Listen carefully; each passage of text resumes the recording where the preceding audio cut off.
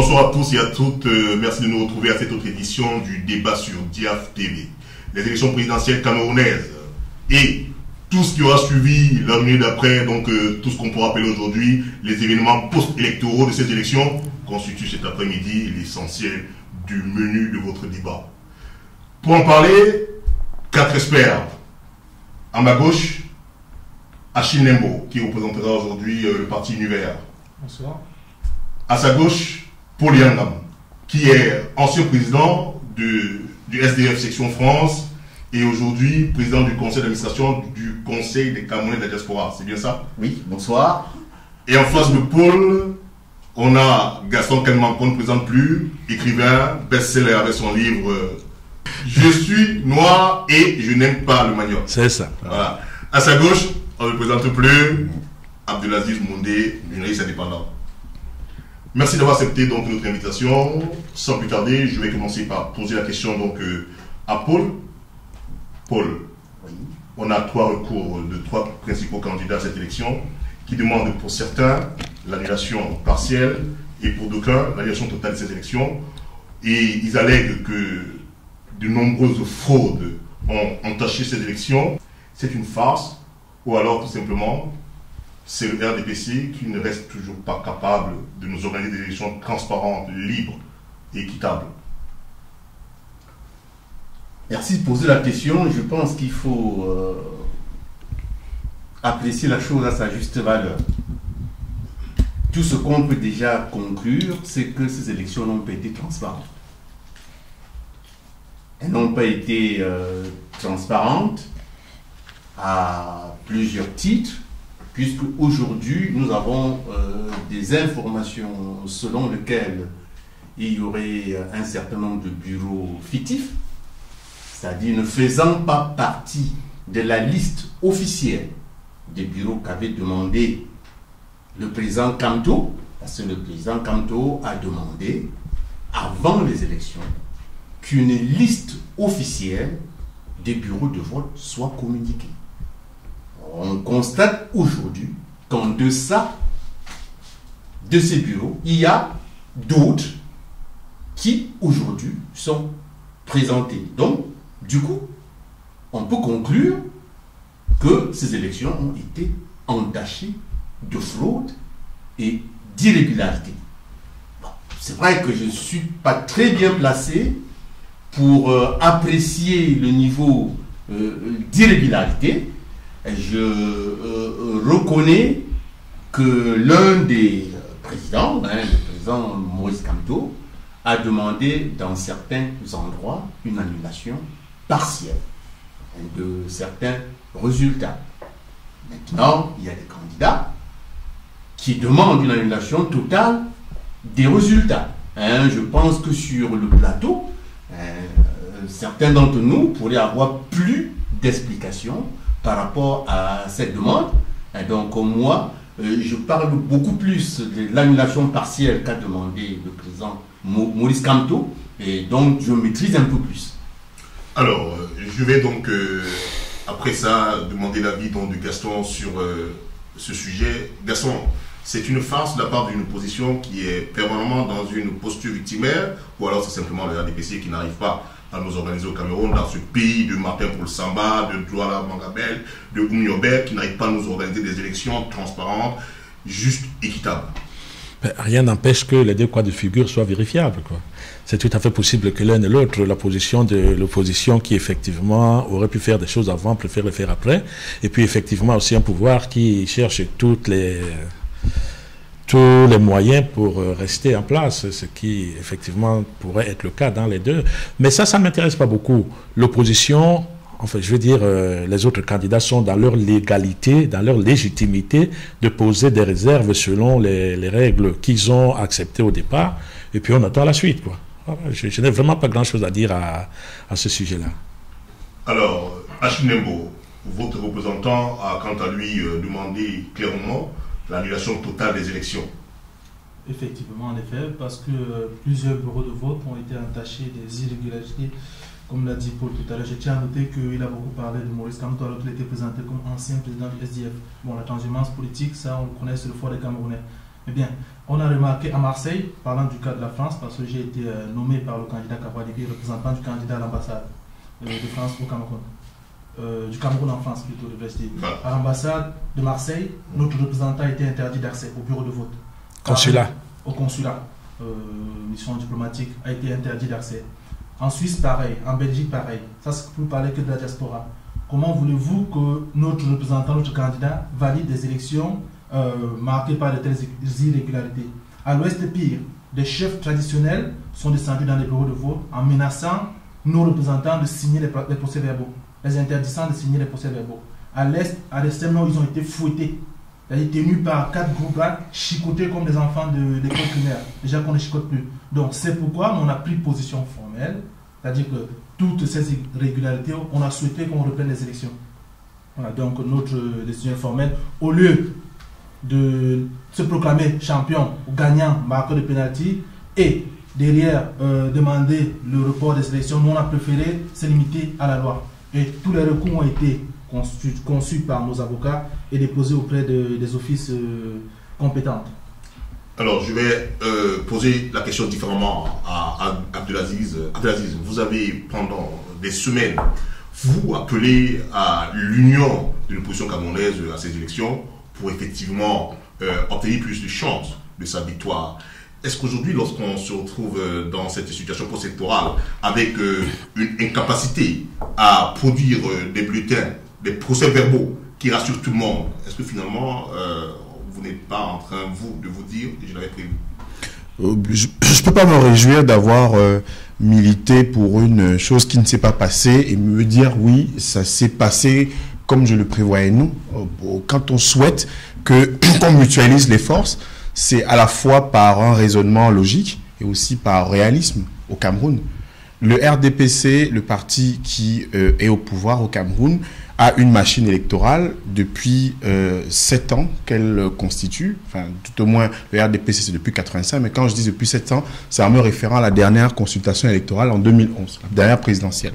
Le RDPC, c'est 660 000 membres de responsables élus, 8 000 élus, 12 000 présidents de sous-section, 140 000 présidents de sous-section et à peu près 400 000 présidents de cellules.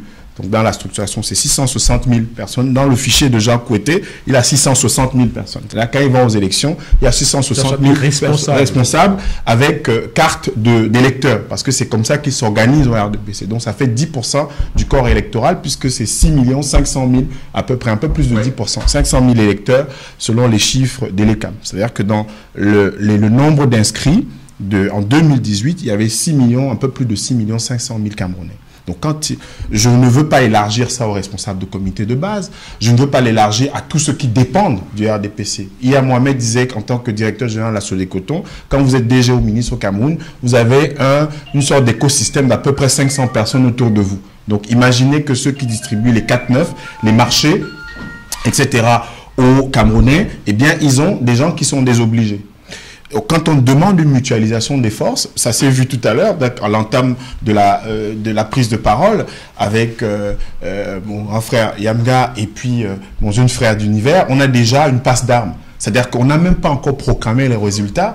Dès qu'on a évoqué Camto, le représentant de Cabral a déjà le poil hérissé, tout simplement parce qu'on a évoqué une figure politique. Et on a remarqué sur les réseaux sociaux que le candidat Biya était en apnée. C'est-à-dire que Univers et MRC se sont opposés pendant 3 mois sur les réseaux sociaux avec des noms d'oiseaux qui passaient. On avait l'impression que l'élection, c'est entre Camto et Cabral. Dans ce pays-là, l'adversaire principal, c'était Paul Biya, il me semble. Et là, quand mon jeune frère parlait de transhumance, un coup, Vondo était au RDPC. Le président d'Univers qui a investi Cabral Libye, il était au RDPC. Il y a un certain nombre de responsables d'Univers qui étaient, il y a encore quelques mois, quelques années, au RDPC.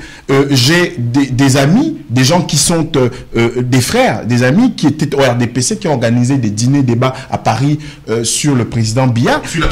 Non, je veux dire que qui sont... Et si je me permets, Abdelaziz, je vais signaler à mon jeune frère que je ne suis pas militant du RNC. Oui. MRC. Donc je ne suis pas militant de ce parti. Donc, en fait, quand je parle du président Camto, je parle d'une situation factuelle, d'une situation réelle. Exactement. C'est-à-dire d'une situation d'un candidat qui a sans doute reçu le mandat du peuple. Et si tel est le cas, en tant que Camerounais, je me devrais de le considérer comme notre président. Donc, c'est pas parce que je n'ai rien contre le président Cabral. Donc, c'est pour préciser que je ne m'inscris pas dans cette logique. Tout à fait. Et alors pour reprendre, Nyerere, qui était un président connu panafricain et puis socialiste, avait cité Scott Fitzgerald une fois en disant qu'il faut savoir que les choses sont sans espoir et cependant tout faire pour les changer. Donc, quand on a appelé ces forces de l'opposition à se mettre ensemble, je ne comprenais pas comment Joshua aussi, du SDF, avec une base électorale du nord-ouest et du sud-ouest qui étaient totalement amputés par les déplacements de population, les réfugiés et la crise anglophone, l'instabilité dans la crise anglophone, pouvait se prévaloir d'un titre de leader de l'opposition qui était devenu quelque chose de résiduel.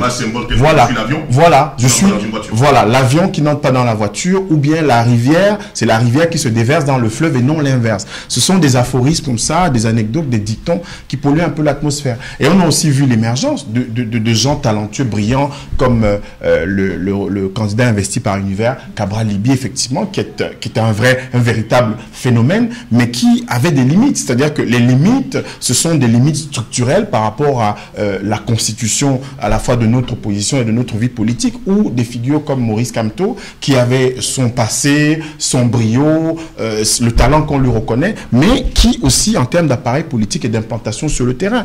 Mon cher, regardez, imaginez que 24 000, un peu près de 25 000 bureaux de vote, pour terminer sur cette séquence-là, on n'a pas été capable d'avoir un représentant de l'opposition dans chaque bureau de vote. Et on se rend compte, après l'élection, que finalement, le MRC, ni le SDF, ni Univers n'avaient des représentants. On nous dit aujourd'hui 5 000 pour les plus nombreux, c'est-à-dire le MRC, et bien moins de 5 000 pour des partis comme Univers et le SDF. Je pense que là, il y a un problème. Il y a un problème. Il faudrait des états généraux de l'opposition après cette élection, parce que j'ai entendu déjà des gens dire qu'on se projette vers les législatives et les municipales. Il faudrait qu'il y ait un exercice de vérité vis-à-vis des Camerounais. Alors, on vient d'écouter donc Abdelaziz sur l'absence de mutualisation des forces, qui aura été quelque chose d'assez regrettable lors des événements du dimanche dernier. Gaston Kelman, est-ce que pour vous aujourd'hui, il y a encore de raisons d'estimer que cette opposition-là, qui s'est rendue aux élections, a au moins répondu aux attentes du peuple camerounais de cette façon-là?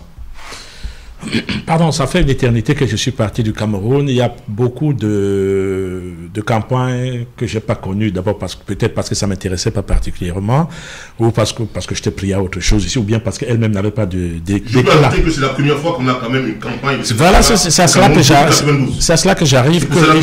Celle de 92, je ne l'ai pas connue. Par contre, celle-ci, je l'ai vraiment très bien suivie.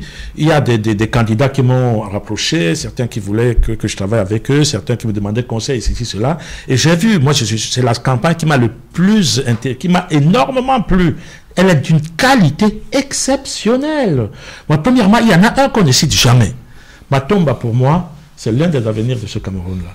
Voilà un gamin, même pas la quarantaine, qui commence vraiment par la base, par le starting block, qui a un parti, qui s'autofinance, qui est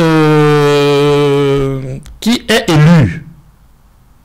Et puis, en face de lui, on a aussi un autre gamin qui est d'un brio, tout simplement, auquel on ne s'attendait pas aujourd'hui. Cabral Libye, c'est un météore, c'est quelque chose d'exceptionnel. Et là, ça me donne espoir. Moi, quand je parle de ces enfants-là, j'ai la chair de poule, parce que ne fût-ce que ces deux-là m'ont fait me dire, ouf, enfin, le Cameroun va exister. Et même leur programme, honnêtement, soyons sérieux, n'avait rien à voir avec les incantations des gens de ma génération. J'ai vu ces gens-là de ma génération, Kamto, Akere, bon, évidemment les deux autres, eux, franchement, ils étaient là pour rigoler, hein, que ce soit Adamou ou Damjoya, ou que ce soit mon ami... Gaga, c'est ça? Pardon? Garga. Garga. Ouais. Je crois même qu'on a posé une fois la question à Damou Damdjoya, pourquoi c'est dit, attendez, moi j'ai pas besoin, je vais pas gagner, je le sais. Moi j'ai un parti à faire vivre. On va me donner des subventions, je vais continuer. Un jour quelque chose émergera. Ce qui est énorme. Ce qui est aussi très honnête. Ce qui est très honnête. Et je dis que peut-être qu'on va y arriver. Je vous dirai pourquoi j'ai été déçu. Enfin, j'ai pas été déçu, hein. Pourquoi? Effectivement. Je me souviens un jour, on est rentré d'Europe et puis on a demandé à un ami comment est-ce qu'il avait observé le Cameroun. Il dit le Cameroun, j'ai été surpris. Ah oui, donc pourquoi? Il dit parce que rien n'a changé. Voyez? Donc moi, j'ai pas été déçu parce que je les attendais dans des séquences comme dans un film, le shérif ne meurt jamais, le ceci. Et ces deux-là, je les ai retrouvés dans une caricature absolue de ce qu'il ne faut jamais faire. Et Dieu merci, avec mes deux jeunes-là, je dis, parce que c'est des gens qui ont l'âge de mes enfants, vraiment, vous ne pouvez pas savoir à quel point j'ai été satisfait. D'autant plus qu'ils sont, alors l'opposé sont le jour et la nuit. Ils sont le jour et la nuit. Entre celui qui trace un parcours calme et presque invisible, et l'autre qui sort comme ça, il est arrivé dans une nuit sans un bagage, les pieds nus comme un cyclone inattendu. C'est vrai il dit qu'il a commencé depuis, c'est vrai pas qu'il dit, il a commencé depuis 14 ans à avoir quand même une présence politique très très forte. Mais personne n'imaginait que ce garçon était capable de soulever les foules comme il l'a fait. Qui est-ce qui a soulevé les foules comme Cabral pendant cette élection-ci? Pas deux. Pas deux. Ok, on aura compris. Alors, Paul, on est donc toujours sur la lignée des enseignements à tirer sur ce qu'ont produit la plupart des candidats à cette élection. Je me souviens que vous avez une posture bien avant cette élection qui procédait à dire qu'il n'y avait rien à faire à cette élection. Est-ce qu'avec aujourd'hui, vous pensez qu'il y a quelque chose à tirer positif? Je pense qu'il faut déjà féliciter les différents candidats qui ont fait une campagne exceptionnelle. C'est vrai que ma position à moi et certains de mes amis, c'était de dire on est dans un pays en guerre, on a un système qui a mis des verrous partout, qui est à la fois juge et arbitre. Il y a de fortes présomptions qu'il regagne ces élections et donc aller à ces élections, c'était un faire valoir, c'était l'accompagner dans cette qualification qui lui était certaine. Accompagner, vous voulez dire accompagner le président sortant. Accompagner le président sortant. Et comme je rappelle, à côté, il y avait nos frères du nord-ouest, du sud-ouest, qui sont en sécession, et on se demandait comment peut-on faire des élections dans un pays quand au moins ces deux provinces importantes sont en sécession et interdisent qu'on ne vienne pas chez eux battre campagne. Et effectivement, on l'a vu. Je ne connais pas beaucoup de candidats qui sont hasardés dans cette zone-là. Donc, c'était là notre leitmotiv. Dit vraiment, il vaut mieux qu'on commence par un dialogue inclusif, qu'on ramène tous ces gens-là à la maison, et qu'après, même si ça avait été fait, nous pensons et nous continuons à le penser qu'en l'état actuel des choses, le Cameroun n'est pas gouvernable. Le Cameroun n'est pas gouvernable parce que il y a tellement de lourdeurs qui ont été installées pendant des années qu'il est impossible à un candidat, même s'il était élu demain, même si M. Biya s'en allait demain et qu'un autre candidat venait, nous allons être obligés de dire il faut qu'on fasse un arrêt sur l'image. Il faudrait qu'on se dise nous avons besoin d'un pays qui ressemble à quelque chose. Parce que le Cameroun aujourd'hui, quand on regarde, on n'a pas envie de revenir sur tous ces éléments, hein, je ne crois pas que c'est l'objet de notre rencontre de ce jour, mais quand on regarde aujourd'hui, le Cameroun est un pays atypique.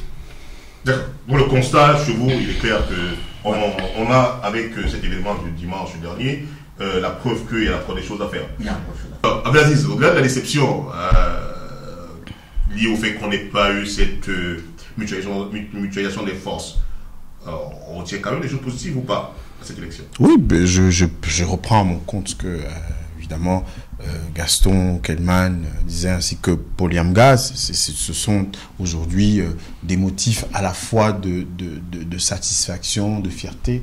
Mais je relativise un tout petit peu en disant que quand vous avez les réseaux sociaux, vous avez plusieurs chaînes de télévision,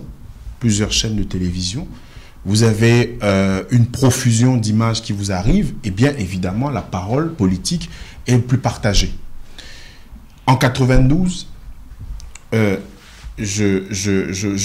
certains d'entre nous ici étaient un peu plus âgés. En 92, j'avais 14 ans. Et il y avait des journaux, Le Messager, La Nouvelle Expression, Challenge et d'autres, qui publiaient dans leur page des tribunes d'excellente qualité. C'était des tribunes de Charlie Gabriel Bock, de Maurice Kamto, de Sinjum Pokam, de Fabien Eboussi Boulaga, de Mongo Betty, d'Angèle Benvin, d'Achim Bembe, de Lovette Elango, de très grande qualité sur le plan discursif, et surtout que c'était accompagné de gens qui publiaient des ouvrages de réflexion sur cette démocratie camerounaise, entre guillemets, naissante. Il y avait des débats internes au RDPC, entre les Georges Ngango, les progressistes, et puis ceux qui estimaient qu'il faut mettre de nouvelles, est-ce qu'il faut-il mettre du nouveau vin dans de vieilles outres, etc., etc. Donc, il y avait, en termes de fond, de la qualité. Je me souviens aussi de gens comme Dr Fort Sousungui, qui était un économiste, qui avait été à l'origine du New Economic and Social Program, du SDF. C'était un programme qui avait fait débat à l'époque parce qu'il y avait une sorte de contradiction entre la posture idéologique du SDF comme social-démocrate et puis le programme qui semblait être libéral. Et dans la presse, ça avait fait beaucoup de bruit. À l'époque, il n'y avait pas des réseaux sociaux pour qu'on bataille, pour qu'on se dise, comme aujourd'hui, quand Joshua Oshie dit « je suis keynésien » à la télé chez Jean-Bruno Tanier, ça suscite des débats en disant « ok, moi je suis progressiste, je ne veux que les Camerounais sortent de l'extrême pauvreté en ayant un SMIC à 160 000 ». Donc, ce sont des éléments qui me permettent de relativiser aujourd'hui. C'est-à-dire que s'il y a une effervescence, un peu comme ce que relevait Gaston au stade SICAM, ce que Cabral a fait admirablement, c'est vrai qu'on a dit que le stade SICAM, et c'est quelqu'un qui aime tout le monde puisque tout le monde le remplit. Mais je sais que Cabral Libi, effectivement, a rempli, c'était vraiment un record. Il faut dire que les choses comme elles sont, ce qu'il a fait, c'était complètement admirable. Mais ces éléments-là, c'est pour relativiser. Le Cameroun a des hommes de très grande qualité, c'est connu depuis. Quand vous écoutez Gaston Kelman, moi j'ai eu la chance de travailler, d'échanger avec Paul Yamga il y a quelques années ici, dans des débats de qualité où on réunissait justement les Namdjoya, les Mila Assouté et d'autres personnes. C'était de très haut niveau. C'était de très haut niveau. Parfois, la diaspora n'a pas suivi ces gens qui militaient, qui s'engageaient, qui étaient dans les combats pour la liberté, les combats fondamentaux au Cameroun. Donc, ça me permet de relativiser tout en saluant ce que, évidemment, Gaston a relevé tout à l'heure concernant Serge Espoir Matomba, qui est un nom qui est tout un programme. Hein. Et puis, évidemment, Cabral Libi. Alors, Achille, c'était une première pour le candidat du Parti Univers que vous parlez ce soir. Les enseignements? Alors, moi, je pense que oui. Bien sûr, plein d'enseignements. C'est-à-dire, c'est une expérience durant laquelle on a beaucoup appris. Je prendrai la question par ce qui a été dit précédemment, notamment sur le poil hérissé. Je tiens à rappeler que la guerre des personnes, ce n'est pas mon fort. Donc, tout à l'heure, j'ai attiré l'attention sur ce qu'a dit le grand frère, juste parce qu'il s'est présenté comme quelqu'un de neutre. Par la suite, il a marqué sa préférence. Donc, je tenais juste à attirer l'attention dessus. Pour revenir au travail que Abdelaziz a fait, c'est-à-dire souhaiter l'union des forces de l'opposition, moi, je trouve que l'analyse n'est pas allée jusqu'au bout parce que Cabral Libi l'a fait lui aussi de son côté. Au départ, quand il crée 11 millions d'inscrits sur les listes électorales, il n'est pas candidat. Il souhaite, de par l'audience qu'il a pu avoir, parce qu'il est journaliste comme vous, l'audience qu'il a pu avoir, amener ses jeunes frères camerounais, ses parents, à s'inscrire sur la liste électorale, à s'intéresser au projet politique, ce qui n'était pas le cas jusqu'ici. À lire les programmes, il appelle. Il n'a pas été allié à ce moment-là par des grands noms de la politique, tels que le SDF, tels que le MRC aujourd'hui. Tous ont dit, le problème n'est pas les inscriptions, le problème est le code électoral. Il a été abandonné. Je note que là, il n'y a pas eu alliance. Plus loin, la jeunesse qui a pu s'inscrire, on souhaitait 11 millions d'inscrits, on ne l'a pas eu, ça il faut le reconnaître. Mais il y a quand même des centaines de Camerounais qui sont inscrits pour la première fois. Une fois l'inscription faite, Cabral Libi a suivi l'appel de ces jeunes-là et le parti, le mouvement a changé et est devenu 11 millions de citoyens. Et là, il a souhaité, il a cherché, il s'est rapproché de tous les candidats de l'opposition, le MRC, le SDF, de pourparlers pour travailler avec l'un d'eux. Mais chacun d'eux, fort de leur ego et de leur titre professoral, n'ont pas écouté ce qu'il disait. C'est pourquoi il est allé vers le professeur Koumvando, qui lui a donné l'audience de son parti, parce que pour être président au Cameroun, pour être candidat, il faut remplir certaines conditions. C'est comme ça que Kaba Libi est investi par le parti Univers. Même là encore, il fait l'appel. Au début de l'année 2017, il appelle toutes les forces de l'opposition à s'unir et à envoyer une seule personne face à Paul Biya. Il a, dans sa proposition, dans son message, il fait une proposition. Je souhaite qu'on se réunisse, qu'on organise des primaires de l'opposition et chaque électeur pourra donner 100 francs CFA. C'est une proposition comme une autre. Elle a été rejetée par toutes les forces de l'opposition. Là, c'est un appel qui ressemble à celui qu'Aziz a fait. Donc, moi, je souhaite en parler. Personne n'a répondu. Vous avez la parole, parlez. Oui, monsieur. Justement. Plus loin, personne n'a répondu à son appel. Ok, je suis ouvert. Deuxième appel, je suis ouvert à vos propositions. Moi, je souhaite soutenir une seule candidature. Proposez-moi les choses. Abel Elimbi Lobet fait appel lui aussi. Fait un montage qui arrange toutes les forces de l'opposition. Moi, je viens. Si je suis battu dans ce processus, on va dire démocratique et impartial, je m'alignerai derrière celui qui aura gagné. Mais toutes les forces de l'opposition, le SDF, s'assoit sur sa base électorale qui est connue. Hein. Le professeur Maurice Kamto, de son magistère, ancien en politique, trouvait que Kaba Libi a plutôt le rang de son étudiant et devait s'aligner derrière lui. Nous, militants de 11 millions de citoyens, on a formellement interdit à Kaba Libi de s'aligner derrière un candidat sans désignation logique. Vous voyez ce que je veux dire? Le troisième appel pour finir là, il a demandé, une fois que la liste des 9 candidats était connue, de se réunir dans une salle et de voter chacun l'un pour l'autre, et on désignera le candidat de l'opposition. Tous encore refusé. Notons que chaque fois que cette force de l'opposition refuse, personne ne propose. Personne ne donne une autre solution. C'est-à-dire, chacun veut aller à la présidentielle pour... peut-être, on comprend que leurs âges sont assez avancés, mais ce n'est pas de la faute de Kaba Libi que ces personnes ont attendu et ont souhaité être président que maintenant. Il faut dire qu'ils ont été plusieurs années, ils ont servi le régime bien durant plusieurs années. Donc, nous, on souhaiterait juste que ces aînés-là, on en a certains sur ce plateau, reconnaissent les jeunes à part entière. Ce n'est pas parce qu'on est plus âgé, ce n'est pas parce qu'on est professeur, ce n'est pas parce qu'on est plus riche qu'on va forcément imposer à la jeunesse de s'aligner derrière. Alors, Gaston Clément, moi, je vais vous demander de reprendre quand même à ce que vous venez de dire Achille Nembo. Est-ce que vous avez le sentiment que aujourd'hui, les accusations de Achille Nembo à l'égard des aînés en politique que sont certains comme Maurice Kamto sont rejetables? Absolument, mais à 100% alors, justement. Quand je l'ai un peu avancé en disant que les jeunes m'ont satisfait au-delà de mes espérances et que mes co-générationnels m'ont déçu comme je le savais et que ça n'a pas surpris. Donc, il a vraiment clairement énoncé ce que Cabral a essayé de faire du début à la fin. Et justement, les pesanteurs et les égos des autres qui les regardaient de haut en disant « nous on y connaît, nous ceci, nous on est des anciens, ceci, cela ». Et je crois que je vous l'ai dit, peut-être que j'aurai le temps de vous dire, je peux même commencer maintenant, si tu me permets, dire par exemple que quand on voit un Mouna s'allier 36 heures avant l'élection, c'est pas s'il faut en rire ou en pleurer. C'est vraiment pas... C'est-à-dire c'est d'un cocasse et ça ne m'a pas déçu. Ça ne m'a pas déçu. Voilà un type qui se rallie à 36 heures. Pourquoi? Parce que les sondages lui ont dit qu'il aura 1% ou 0,5%. C'est tout.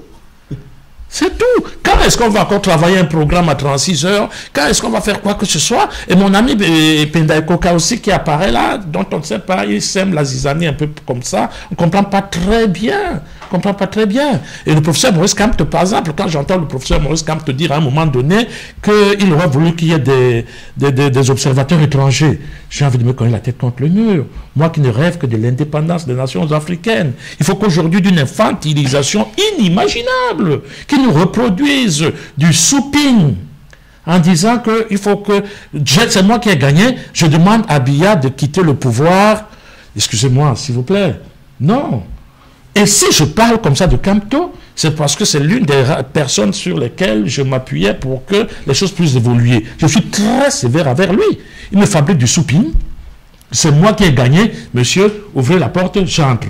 Deuxièmement, les observateurs devaient être là. Quand moi, par exemple, Gaston Kelma, je me battrai toute ma vie, j'ai été en Côte d'Ivoire plusieurs fois parce que j'ai dit que jamais, plus jamais, je ne supporterai que la politique africaine soit décidée par les bombes qui viennent de l'extérieur ou même par des observateurs qui viennent dire voilà ce qui doit se faire. Et à plus, quand par exemple je lisais une de ces interviews dans Libération où le professeur disait il attend la réaction de la France. Excusez-moi. Excusez-moi. Excusez-moi, c'était de l'attendu. Et que cet homme-là, de ce talent, alors tout le monde dit, ouf, on a échappé belle, excusez-moi. Je suis très sévère avec on a même âge. C'est des gens qui ont mon âge, et c'est des gens... Et alors, j'en suis arrivé à la conclusion que je pense que, en fait, un brillant technocrate n'est pas un bon politique. Je pense vraiment qu'on se trompe toujours. Quand quelqu'un a réussi, par exemple, dans un domaine, il pense que la politique lui est ouverte. Non, absolument pas. Et quand je voyais les gens sortir ces parchemins, qui sont longs, effectivement, comme une année électorale, et qui disaient qu'à partir du moment où il a parlé, tac et hâte, et puis consentite, je me dis non, ça n'a rien à voir. Ok. Alors, Paul, on vient d'écouter Gaston sur... les enseignements à tirer sur ces accusations que porte donc l'endroit des aînés, le mouvement univers, et y compris, je suppose, tous les sympathisants qui se reconnaissent en ce jeune candidat Cabralbi. Mais avant, je voudrais quand même que vous commentiez ce que vient de dire Gaston Kelman relativement à la présence d'organismes internationaux. On se souvient qu'il y a quelques jours encore, c'est bien côté du RDPC, qu'on a entendu des gens expliquer on ne sait trop comment, qui se revendiquaient appartenir à Transparency International. Je vous demande simplement de nous commenter cette actualité, sans oublier de dire ce que vous pensez. Vous qui êtes aînés en politique, bien sûr. Pardon, juste vraiment un petit... Je crois que vous avez bien compris que j'ai dit que c'est dans une interview dans Libération que le professeur Maurice Kamto regrettait l'absence d'observateurs étrangers et attendait l'intervention de la France. Oui, c'est pour ça que nous disons simplement que le professeur Maurice Kamto ne semble pas, du moins au regard de ce qu'on a vu, ne semble pas seul, c'est-à-dire... vous aurez compris que je les mets tous dans le... J'ai dit les anciens, là, c'est question de souveraineté et d'indépendance. Parce que nous, on a vu l'État du Cameroun revendiquer des élections qui se sont déroulées de manière transparente, juste, équitable, en nous brandissant simplement des gens fabriqués qui le passaient pour... Enfin, des pieds nickelés, quoi. Voilà. Il faut les appeler tels que ce qu'ils sont. On vous écoute. Non, mais je pense que il ne faudrait pas que nous soyons très sévères envers certaines personnes qui sont devant les projecteurs. Parce que la politique est assez subtile et reconnaissons aussi qu'on ne peut pas être parfait partout. Okay? Donc, c'est vrai que la position du professeur Maurice Kamto, qui regrette que les observateurs internationaux n'y étaient pas présents, peut être interprétée de diverses façons. Donnez-en une, s'il vous plaît. La première façon, c'est de dire peut-être que c'est l'onction internationale qui devrait valider ces élections. On sait que ce n'est pas le cas. Je crois que d'une manière générale, quand il y a des élections en Afrique, il y a toujours des observateurs internationaux qui viennent. Mais cette fois, le Cameroun avait quand même des élections. Donc, tout le monde savait qu'il y avait des gros risques. Et c'est à ce moment même qu'ils ont choisi pour n'être pas au Cameroun. Donc ça, c'est à analyser. Et c'est vrai, il faudrait qu'on... Vous seriez d'accord que les observateurs étrangers viennent infantiliser nos pays parce que nous ne sommes pas capables de nous gérer nous-mêmes. Non, mais c'est pas ce qu'on a dit. Soyons clairs. Pourquoi est-ce qu'ils viendraient? On n'est pas en train... Pourquoi est-ce qu'ils viendraient? On n'est pas en train... Non, il faut que ce soit interactif. Moi, ça ne me dérange pas. On n'est pas en train de négocier une certaine souveraineté. Puisque, de toutes les façons, c'est le peuple camerounais qui élit. Ce n'est pas les observateurs qui élisent. Donc, je ne crois pas qu'il y a en ce moment-là une souveraineté qui était bradée, je ne dirais pas non. Et de deux, quand professeur Maurice Kamto dit il n'a pas eu la réaction de la France, c'est vrai que nous avons des partenaires. Nous avons des partenaires. Et donc, les avis peuvent compter. Donc, je ne crois pas que la France dise que les élections sont bien passées ou qu'elles ne se soient pas mal passées. C'est une sorte de brader une souveraineté. Est-ce que la réciprocité est valable? Est-ce que la réciprocité est valable? Est-ce que la réciprocité... Quand il y a des élections en France, Biya dit, bon, c'est très bien, je suis satisfait, c'est bien, continuer. Quand il y a des élections en France, le président bien félicite le nouveau président élu. Voilà. Bon, c'est vrai qu'il n'envoie pas forcément des amateurs. Je pourrais ajouter qu'il le félicite souvent avant même que en France les élections aient été validées par l'organe en charge de le faire officiellement. Voilà. Ce qui veut dire que voilà. Enfin, donc c'est pour dire qu'il ne faudrait pas qu'on prenne ce cas pour porter un jugement global sur un individu. Hein, c'est un peu ce que semble faire mon frère Gaston. Hein, donc, je dis simplement, soyons assez souples dans nos appréciations. Parfois, nous aimons que les choses soient parfaites et malheureusement, ce n'est pas souvent le cas. Alors, pour le premier point, sur les accusations relatives au mépris qu'ont certaines aînés sur le second point, à l'endroit des jeunes sur le second point en politique. Donc, je ne crois pas que les aînés regardent les jeunes avec mépris. Je pense simplement que il a bien expliqué le parcours de Cabral, et je crois aussi avoir lu que Cabral avait exigé qu'il fallait que tous les 8 candidats se coalisent pour affronter Paul. Nous sommes en politique. Nous sommes en politique. Non, c'est pour utiliser le terme exact. Hein, c'est pour utiliser voilà. Et nous savons que... Les deux termes sont exacts. Et nous savons... Il a utilisé les primaires avant, mais à quelques jours avant les élections, et nous il a demandé les 8 pour rien. Et nous savons que c'était pratiquement impossible. On le sait. Aujourd'hui, on sait que même si on refaisait ces choses-là, les 8 ne pourront jamais se mettre ensemble contre le régime spécial. On sait pourquoi. Ce n'est pas le moment de rentrer dans le méandre ou dans les détails des choses. C'est d'ailleurs pour ça que dans notre communication, qui est parue que quelques jours avant les élections, et qui a sans doute infléchi la position d'Akelemuna. Ah, dans votre position. Dans notre communication. Non, il n'est pas. C'est pas le CCD. Non. Ah non, c'est le CCD. Il n'est pas supporter de Kamto. Ah oui, non, il n'est pas supporter de Kamto. Faut pas reproduire ce qu'on a vu pendant la campagne. Ouais, il n'est pas supporter de Kamto. Si vous avez lu une semaine avant les élections, je l'ai lu, je l'ai reçu. Jean-Pierre Djemba et moi-même avons fait une communication pour dire ceci. 1. Le candidat unique, c'est un leurre. On l'a vu en 92. On sait que c'est impossible. Un candidat unique, c'est impossible. Parce que nous sommes en politique. En politique, c'est de bonne guerre. Moi, je suis en face, je peux fabriquer un candidat. Donc, je ferme la parenthèse. Simplement pour dire que cette posture de dire il faut absolument que les 8 se réunissent, on sait que ça, c'était impossible. Okay? Et quand je disais ceci, nous en avons été conscients, et quand nous avons dit qu'il fallait une coalition, à minima, on pesait bien les mots.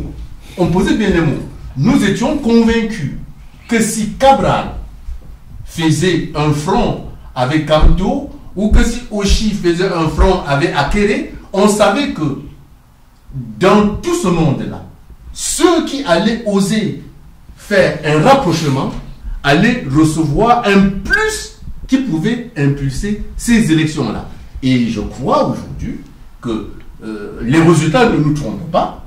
Aujourd'hui, il y a ce tandem, Kamto et acquérés qui réussissent quand même à avoir des très bons résultats. Nous-mêmes qui étions hostiles, qui ne voulions pas ces élections, nous sommes dit, mais quand même, ils ont fait du très bon travail. Ils ont fait du très bon travail. Que ce soit Cabral, que ce soit Mantoma, candidat que ce soit de la campagne. Kamto, Akene, ils ont fait du bon travail. Ils ont fait du bon travail et il est de devoir des Camerounais de dire peut-être c'est l'occasion de saisir l'opportunité pour permettre aux Camerounais de se réconcilier. Voilà notre position. Alors, Abdelaziz, 2 points majeurs sortent que je suis envie d'entendre. C'est l'émission, alors même pas l'émission, du moins c'est la présence, la présence des organismes internationaux lors des élections en Afrique. Et aussi, le fait de l'impossibilité d'une coalition pour 8 candidats. Vous avez commenté ces faits sur votre page Facebook. Oui, alors, pour alourdir un peu une partie de la charge que Gaston Kelman a portée sur Kamto, pour alourdir sur la question de l'émission, moi je suis très très radical sur cette question, vraiment très radical sur cette question. Émission, je l'ai pas utilisé moi. Oui, non, mais puisque quand il évoque la France, quand il évoque la France, non, il y a trop de tabous qui obstruent notre vie politique et tout ça. On sait très bien que la position de la France, qu'elle soit publique ou qu'elle soit dissimulée, concernant les élections en Afrique, dans ce qu'on appelle le précaré, elle est déterminante. Il ne faut pas faire d'hypocrisie, il ne faut pas faire de faux semblants, et c'est ce qui a tendance à m'exaspérer quand on évoque le Cameroun. Tous les candidats, autant qu'ils sont, tous, je dis bien, tous les candidats à l'élection présidentielle au Cameroun en sont conscients. Et tous ont fait des démarches dans ce sens-là.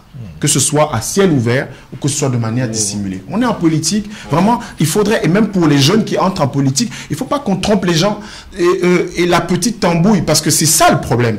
C'est-à-dire que aujourd'hui, la ruse, l'ego hypertrophié, les petits calculs tiennent lieu de position sur l'échiquier. Et on ne parle plus du Cameroun. On ne parle que de gens qui disent « je suis jeune », les autres sont vieux. On ne parle plus que de gens qui disent « dégagez, nous on va prendre la place ». On ne parle plus que de gens qui disent « moi j'ai proposé si vous avez refusé ». Je fais observer que le candidat du parti Univers, Cabral Libi, il y a un responsable qui s'appelle Armand Okol, qui sur le plateau de Equinox Soir a révélé qu'il travaillait sur la candidature de Cabral Libi depuis 5 ans. Depuis 5 ans. Il a révélé, Armand Okol, c'est la voix la plus autorisée. C'est le porte-parole du candidat Cabral Libi depuis 5 ans. Ça veut dire ce que ça veut dire. C'est pas moi, Abdelaziz ou Gaston Kelman ou une autre personne qui le dit. C'est Armand Okol. Ça veut dire que Cabral était sur les starting blocks en attendant un signe qui était positif. Et le signe est venu par un jeune en France qui finalement a dégringolé dans les sondages et qui était révélé comme étant le modèle. Je parle d'Emmanuel Macron. À partir du moment où Macron a été élu, on a dit c'est un appel et puis auquel Cabral a répondu. Et dans le même temps, Armand Okol dit qu'il travaillait depuis 5 ans. Allons savoir. Deuxièmement, concernant la campagne d'inscription sur les listes électorales, je veux dire ici que le REDAC, un certain nombre de partis s'étaient mis ensemble depuis 5 ans, 4 ans, 3 ans. L'Off Orange, Diler Kamga, ont fait des campagnes de porte-à-porte. Les archives sont là. Vous tapez, vous googlisez tout de suite sur campagne d'inscription sur les listes électorales. Le MRC, le SDF, l'ensemble des partis. Ici en diaspora, pareil. Il y a eu des réunions qui ont été organisées pour sensibiliser les Camerounais parce que en 2011, il y a eu 1600 inscrits sur les listes électorales. Et les 1600 inscrits étaient pour la plupart des militants du RDPC. Parce qu'ils avaient le privilège de l'information, etc. Quand le président Biya a autorisé les Camerounais de la diaspora à voter. Et chemin faisant, il y avait un certain nombre d'exceptions à la loi de 1968 sur la nationalité qui, la loi ne reconnaissant pas la double nationalité, ne permettait pas que une grande majorité des Camerounais ayant acquis la nationalité en France puissent s'inscrire. Alors, il y a eu des exceptions à la loi présentée, notamment les Camerounaises qui ont acquis la nationalité par le mariage qui pouvaient s'inscrire. Il y a eu des réunions dans ce sens-là pour appeler ces femmes-là à pouvoir s'inscrire. Et vraiment, vous pouvez taper sur le net et voir ces résultats.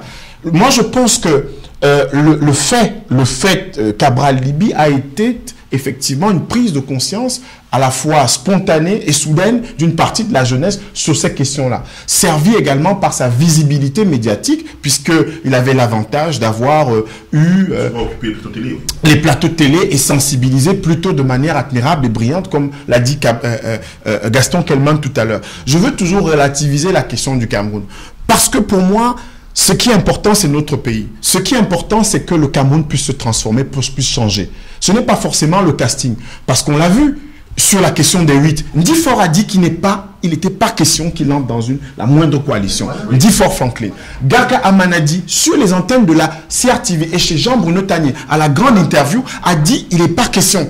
Et Ndamjoya, qui est resté une sorte de fantôme, entre guillemets, pendant la campagne, qui est apparue avec une gandoura immaculée, blanche, le jour du scrutin, ou la veille et le jour du scrutin, eh bien, il n'était pas du tout disposé à cela. Donc, il reste combien?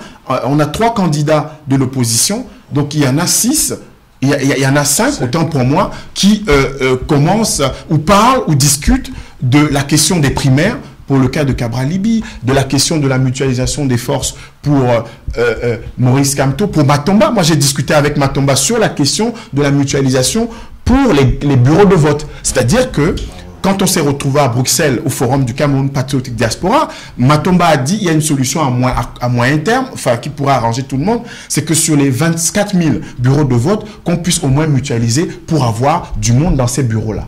Donc, il y avait... de mon point de vue, des choses à faire. De mon point de vue, des choses à imaginer. Si la question de l'ambition personnelle ne plombait pas cette élection au Cameroun. Parce que pour ma part, vieux, à 64 ans, vraiment, excusez-moi, moi je ne pense pas que quelqu'un qui a 64 ans au Cameroun est aussi vieux que ça, de sorte qu'il soit disqualifié. Enfin, j'espère que tu ne dis pas que c'est moi qui aurais parlé de vieillesse des candidats. Non, je ne parle pas de toi forcément, mon cher Gaston. Je parle de mon pays. Je parle de mon pays. Ben, si j'ai la garantie en tant que citoyen qu'un homme de 50 ans comme Joshua Oshi ou un homme de 64 ans comme Maurice Kamto peut faire équipe avec un jeune homme de 38 ans comme Cabral Libye, il n'y a pas de problème.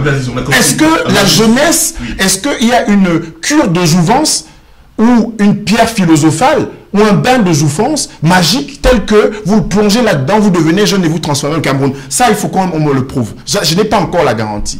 D'accord, mais alors, Abdelaziz, on a bien compris, sauf que, je ne sais pas, il y avait une autre préoccupation de la part donc, de Achille, c'était justement celle relative à la difficulté liée aux camarades, liée au candidat Cabral Libye, à convaincre Kamto, je suppose que c'était davantage ça, à accepter la proposition de l'organisation d'un choix du candidat unique via ce qu'il avait proposé, c'est-à-dire qu'on se retrouve et puis on choisit le candidat, mais à condition de ne pas se désigner sur la base de rien, candidat de l'opposition. C'est bien ce que j'ai compris de votre... On ne s'autoproclame pas, voilà, on est tous candidats, on est tous camerounais. Est-ce que c'est finalement pas quelque chose qui a du sens? Oui. Dire, on ne va pas s'autoproclamer candidat de l'opposition, acceptons de construire ensemble un processus qui aboutisse au choix du candidat. Quelque chose qu'a proposé le candidat Cabral Libye. C'est du jambo. C'est du jambo. C'est le poker. On ne peut pas sérieusement parler d'un pays comme le Cameroun. Tu parlais tout à l'heure de Martin-Paul Samba, d'un certain nombre de figures, et je vais en citer, et faire du jambo, c'est-à-dire que s'asseoir, faire de la tambouille, distribuer des cartes, choisir là-dedans. C'est de la ruse. Moi, j'appelle ça de la ruse. Comme disent les anglo-saxons, to address the issues. Moi, je dis les choses cash. Et c'est ça l'avantage aussi de la jeunesse, puisque Cabral Libye et ses amis ont l'avantage par les cash. C'est le jambo. C'est-à-dire que dans l'histoire de notre pays, il y a eu 2 tentatives de coalition. L'Union pour le changement en 92 et la coalition pour la réconciliation et la reconstruction du Cameroun en 2004. L'Union pour le changement... Oui, tout à fait. J'ai dit 2 tentatives. L'Union pour le changement de 92, c'est le rassemblement des partis politiques, SDF, Mouvement pour la démocratie et le progrès de Samuel Ebois, etc., etc., des associations d'étudiants comme le Parlement estudiantin, des organisations de la société civile comme celle de Njo Kamtiabeni, Cap Liberté, etc. etc. Anissa Ekane l'a détaillé au cours d'une émission sur Equinox, justement, en disant comment ça s'est passé. Et le Manidem, qui est son parti, a proposé aux candidats, justement, ce process-là, qui permettrait, effectivement, de rassembler, de mobiliser les Camerounais sur la base d'un programme minimum commun. Transition, dialogue national avec ça. Parce qu'il faut que les Camerounais puissent progressivement changer leur pays, non pas simplement par l'homme, mais aussi par un soubassement. L'Union pour le changement a produit un candidat, on a au sein de l'Union pour le changement désigné un candidat en la personne de Ni John Fundi, qui a fait un résultat officiel de 32% aux élections. Et ceux qui avaient fait faux bond à l'Union pour le changement ou qui n'avaient pas accompagné ce processus-là, en l'occurrence Bello, 15% et Namdjoa 4%. On fait un calcul simple.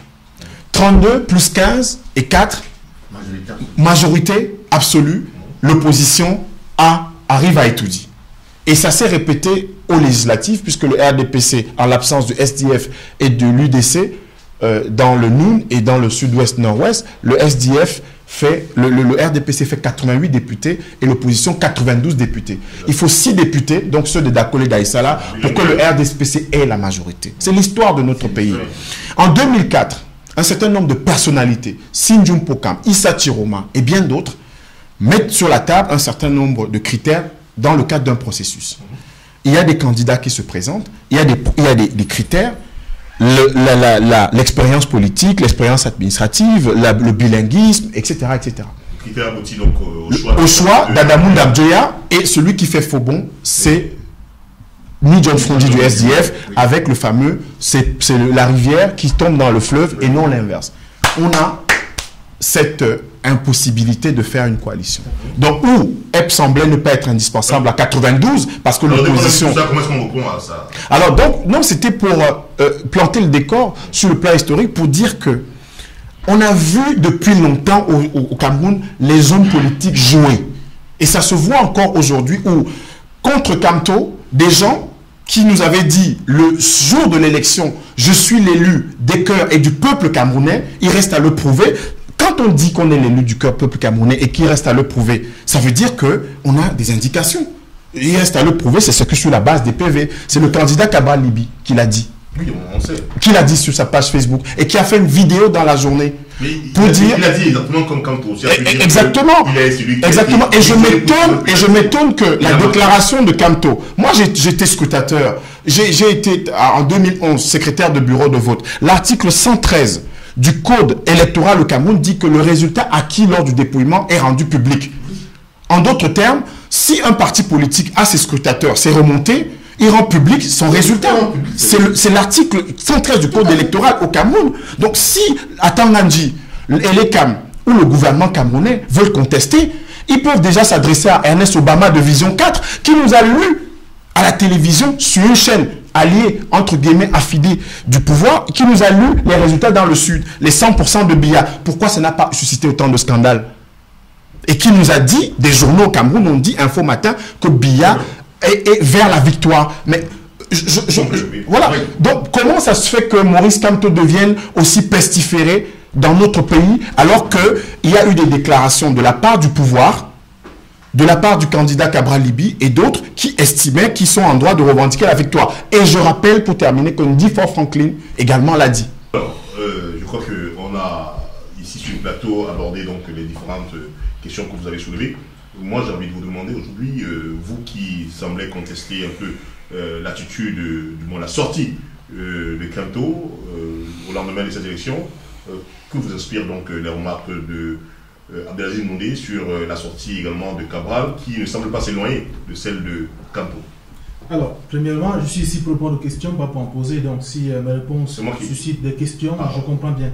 Mais si je peux vous rassurer, nous sommes aussi là pour répondre aux questions, y compris, et ils sont là pour ça. Non, je ne dis pas le contraire, voilà. Je vous en prie. Je dis juste que la sortie de Kamto, pour l'instant, je n'ai pas encore donné mon avis là-dessus. Et Kamto est libre. Attention, je ne vais pas vous couper. Vous avez tout à l'heure, quand vous preniez la parole, peut-être que vous avez oublié, vous êtes appesanti quelques secondes là-dessus. J'ai sorti Kamto qui, pour vous, semblait dire je suis l'élu et que vous avez plutôt fait le choix de dire nous annulons les élections. C'est pour ça que je vous pose la question. C'est bien ça. Je veux dire, nous, notre position était de dire, au lieu d'annuler partiellement comme l'a demandé Camto, nous on a souhaité une annulation totale des élections. Je me suis arrêté là. Par rapport à sa sortie médiatique, il est libre de faire ce qu'il veut, honnêtement, comme tout Camerounais. Mais je préfère revenir sur le candidat qui m'intéresse, notamment Cabral Libi, pour dire tout à l'heure que, suite à ce que le grand frère Paul a dit, c'est l'un des 9 candidats qui est allé à l'épicentre des crises anglophones. Il est allé à l'épicentre, contre l'avis de ses lieutenants, de sa sécurité, il est allé au cœur même des tirs de feu. Et cette journée-là, il y a une crise qui a éclaté. Il y a des tirs de feu. Heureusement, on dit Dieu n'oublie pas ses ouailles, il a été sorti de là par un individu qui l'a croisé. Il a été accompagné dans une zone plus calme. Ça, on ne le dit pas assez. C'est vraiment Dieu, hein, parce que là, on a les rois mages qui le protègent. Alors, chacun est libre de la foi. Ici, la foi au Cameroun est libre. Mais vous avez cité Dieu, donc on est dans le domaine de la foi. Exactement. Voilà. Alors, c'est un candidat qui, lui, ressemble au peuple qu'il prétend gouverner. Tout à l'heure, Aziz a parlé de... Qui prétend gouverner? Que Cabral dit qui prétend gouverner, oui. Qui prétend, oui, dans l'avenir, qui souhaite gouverner. Si le mot prétend n'est pas... Ouais. Qu'il espère gouverner. Qu'il espère gouverner. Il faut dire aussi que lui, on se rappelle aussi de la tournée qu'il a faite. Il est passé à Paris le 9 septembre, si mes souvenirs sont corrects, avec une levée spectaculaire, record de 17 000 euros. C'est-à-dire que les Camerounais reconnaissent en cet homme, lui qui ne parle jamais de jeunesse. Il répond chaque fois qu'on attaque sur sa jeunesse, mais Cabral Libi, pareil que nous, on n'a jamais revendiqué la jeunesse comme étant un programme politique. On s'appuie sur les 11 axes qui ponctuent notre projet politique. Et en face, quand on a des retours comme quoi vous êtes jeune, c'est là qu'on répond. Et la jeunesse n'est pas un atout. Tout le monde a été jeune, hein, mais les vieux d'aujourd'hui sont des jeunes d'hier. On n'a jamais pris la jeunesse comme notre fort. Cette levée record de 7 000 euros, c'est les Camerounais qui donnent. C'est les Camerounais qui ont aidé Cabral Libi à payer sa caution. C'est les Camerounais qui ont aidé Cabral Libi à faire sa campagne politique. Ok? Donc, si aujourd'hui Cabral Libi souhaite avoir les PV avant de faire sa sortie médiatique... Mais les Camerounais sont...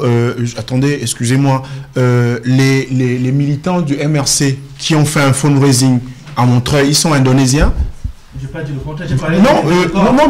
Non, là, il n'y a pas de mort pour la levée de corps. Vous parlez de fonds.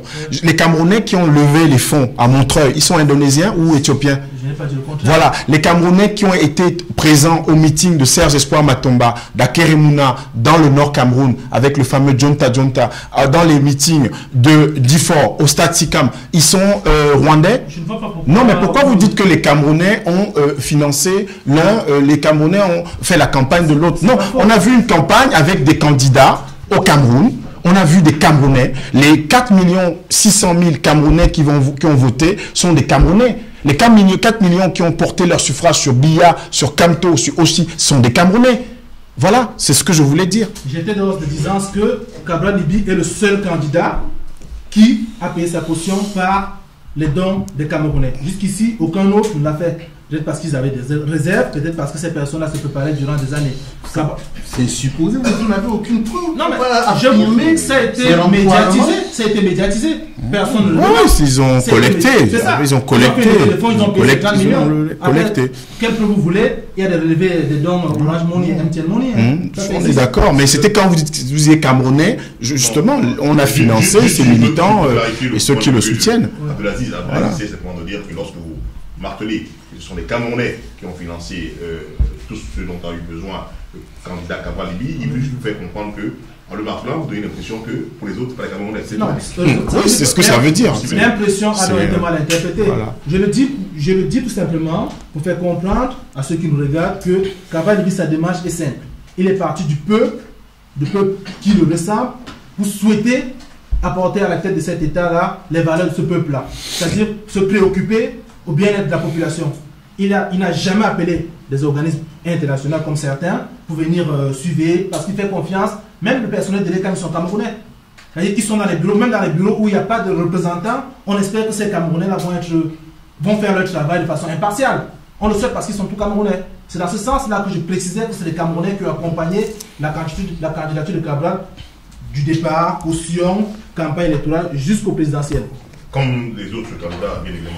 Alors, je vais donc redonner la parole à Gaston Kelman sur un point sur lequel d'ailleurs vient nous rappeler plusieurs faits de notre histoire. C'est la sortie de Moïse Kamto.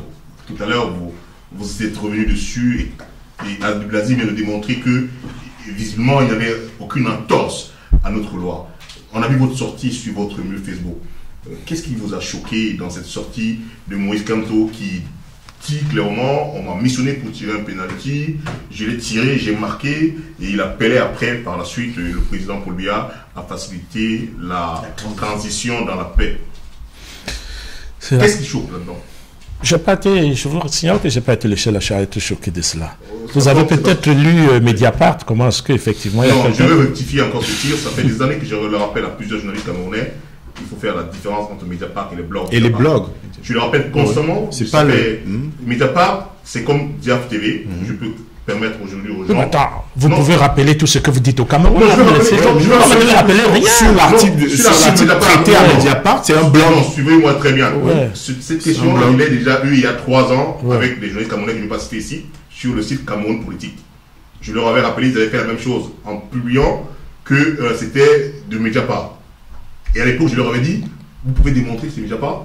Ce n'était pas Mediapart. Ce que j'essaie de dire, c'est que... C'était quoi? Mais non, c'est un blog de Mediapart. C'est pas Mediapart, c'est un blog de Mediapart. Qu'est-ce que ça veut dire? Mais non, mais ça peut être différent. L'entête, c'est Mediapart. Je n'ai pas dit que c'est les journalistes de Mediapart qui ont sorti cet article. J'ai dit que sur la page Mediapart. Non, c'est pas la page Mediapart. C'est pas la page Mediapart. C'est quoi? Je me permets de le dire parce qu'au moins. Attends, c'est quoi? C'est un domaine que je maîtrise. C'est quoi? Ce qu'il veut dire, c'est qu'il y a des journaux en ligne, Libération, le Nouvel Observateur, Mediapart, qui permettent à leurs lecteurs d'ouvrir des blogs et qui n'engagent pas la rédaction. Je n'ai jamais dit que ça. Voilà. J'ai dit que j'accepte votre clarification.